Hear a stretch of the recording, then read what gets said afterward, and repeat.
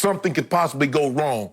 And they just want to make sure they're protected. And I believe the NCAA going to try and do as much as they can. But the NCAA is kind of leery of this, Skip, because what is this the first step of? Unionization. And the college don't want unionization because they got a situation going on now, I think in Washington State, where the coach told the players don't report. Colorado State, might be Colorado State. No, Washington State. In Washington State, where he said don't report it and don't say anything about it, and they're getting in trouble about that now. So the players are saying, this is what we want. If you want this, give us. It's called a bartering system, Skip. Quit, I guess another word, Skip, is a quid pro quo. What for what? You do things for me, I do things for you.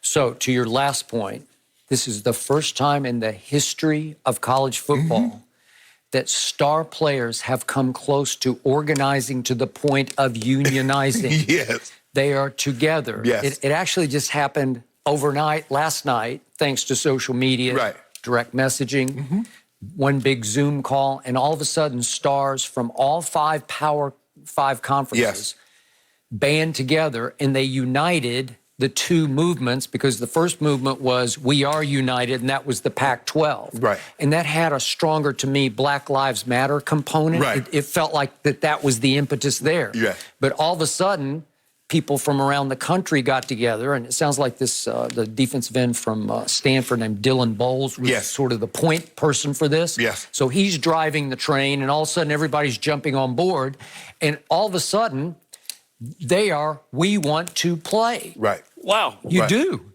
So now we're hearing that the Power 5 ADs and presidents are, as we speak, considering canceling fall football, moving it back to the spring. Right. And yet the star players are saying, no, we want to play. We just want assurances you're going to give us the cleanest, safest environment to play in. But then out of nowhere comes the best player, I guess, in the land, Trevor Lawrence. And won't he be the first overall pick? Yeah.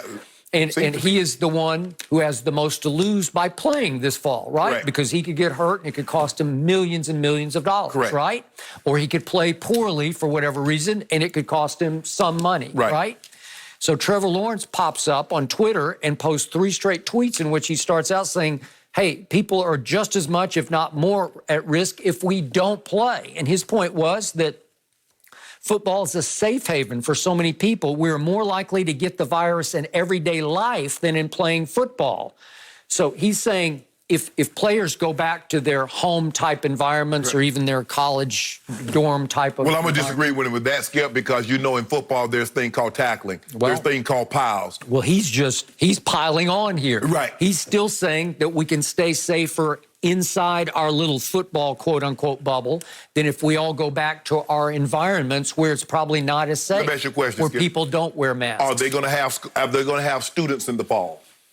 So you got 75,000 students, and you believe that's going to be safe. Because what's happening, Skip, is that these medical boards that are advising these presidents and ADs are saying, guys, hold up, wait a second. Because what we're starting to see is long-term ramifications on the heart. And do you want to be responsible for up to 6? Because I think I read, Skip, the Pac-12, they want 6 years of assurances. So basically, you want health care for 6 years, or do you want to be responsible for a guy 6 years after he's done with the university and he provides us no longer a service? And so they're like, and these ADs like, hold on. Ooh, that's a big chunk of money. To your point, I'm starting to think that the Power 5 ADs and presidents are thinking, let's stop football in the fall and push it back to spring, in part, just in part, to break the quote-unquote union. Like they want to break the organizing effort of the players. Let's push it back because this is too threatening to us. They want us to cut coaches' salaries. They want us to cut these budgets, you know. And Skip, you know what? I want my family to be able to watch the Big Ten. Yep. Okay. I mean, I guess, Skip, I guess you just throw in and see. Maybe they'll agree with it that Mom and Grandpa and my cousin can get the Big Ten network for free. For free. And the Big Ten is saying, we don't want to play. And it may be to sort of, quote-unquote, break the union. And now they're trying to convince the other 4 Power 5 conferences to say, yeah, let's all band together and say we won't play till the spring. And guess what? But that also means you're going to get guys like Trevor Lawrence. Trevor Lawrence is not playing in the spring.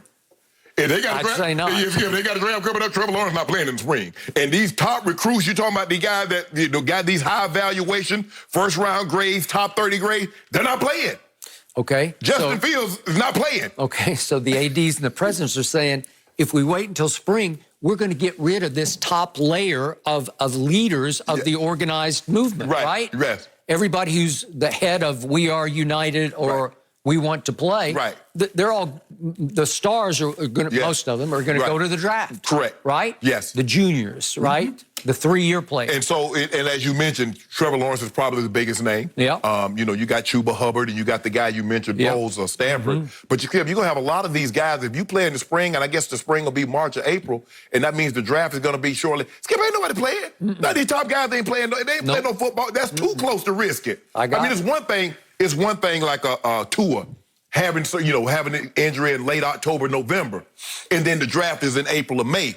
Can you imagine he has that surgery? He injured that in March or April. That's ridiculous. He ain't getting drafted. No, he's not. So it's risky, and I think the thing is that guys are not going to be willing to risk it that close. And to your point, you're right. Let's get rid of these guys because the last thing they want is a union. And what normally happens, Skip, unions don't form like, you know what, everything's going well. Let's form a union. It normally forms out of situations like this.